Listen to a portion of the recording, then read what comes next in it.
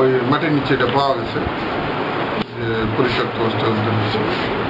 আমরা দেখতেছি যে এখানে 507 রাউন্ড, এটা টুটুবুর, এটা রিভলভার পিস্তল এবং টুটুবুর রাইফেলও ব্যবহার করা যায়।